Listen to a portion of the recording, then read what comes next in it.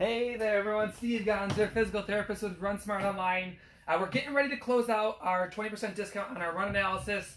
So if you're really interested in having your run analyzed by us, go to the link in this post. But I want to show you guys some cool stuff of what we usually work on, just so if you don't take advantage, you can at least do something to improve your running. And it's just as I'm losing my voice here, but just as a reminder, if you go with our analysis, you can upload it at any point after you purchase. You're just taking advantage of the 20% discount.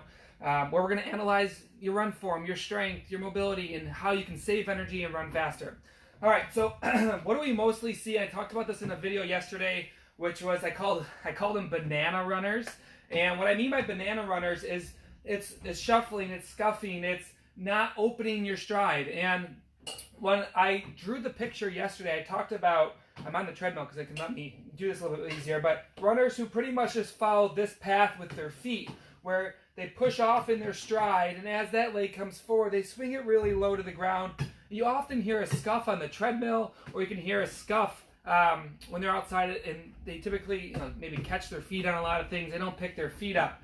So when we look at someone and we analyze them, what we like to do is look and see how are they running, what's the mechanics of their run form, so that we can transform them from a runner who is, not picking up their feet, scuffing, not engaging their strong muscle groups in their abdominals, their low back, and their hips, and start using those.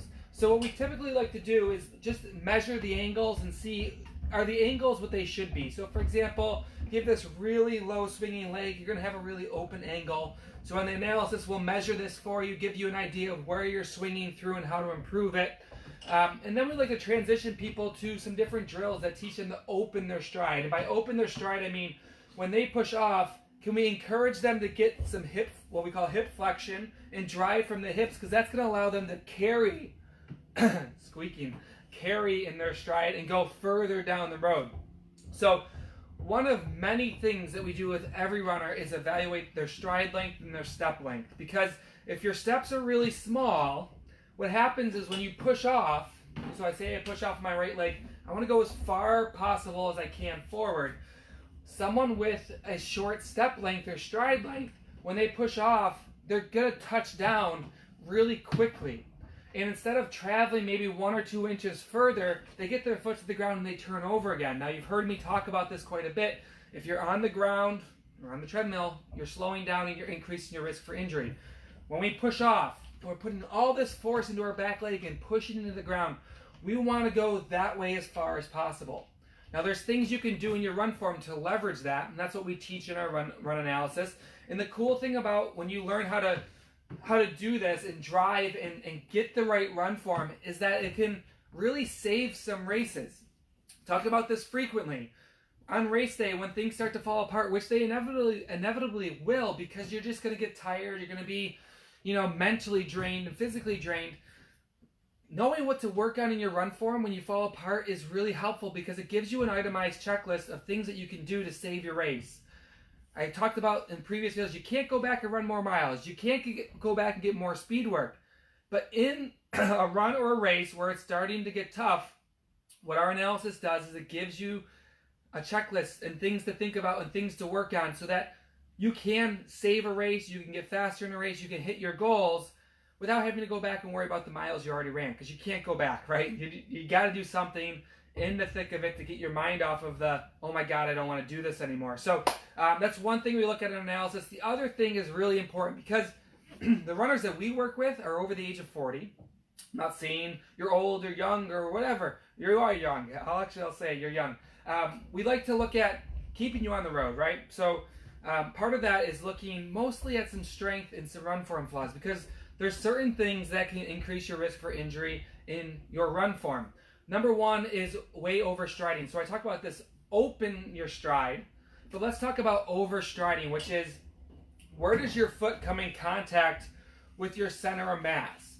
The further, when you come in and swing this leg through and you put it down, the further this knee goes into extension or straight, it's 180 degrees here, the more likely you are to get injured, because that leg is acting like a battering ram. It's coming up and forcing it into you. In our analysis, again, if you want our help, the discount goes away tomorrow. In our analysis, the link is in this post, by the way. If the leg goes perfectly straight, you're increasing your risk of injury. So in our analysis, we'll actually measure this angle for you, show you where it's at. We're going to look at the distance from your center of mass here. The further this foot gets out, the more risk you're at. Now, if you've ever seen a race photo that looks something like this, and you're like, oh my God, it looks like I'm kind of walking fast and I'm in the Olympics. That is something that you should work on, because it is going to affect your ability to stay on the roads and run healthy. So we measure this in our analysis. It's something I would recommend looking at in your own running. Hopefully we can do it for you.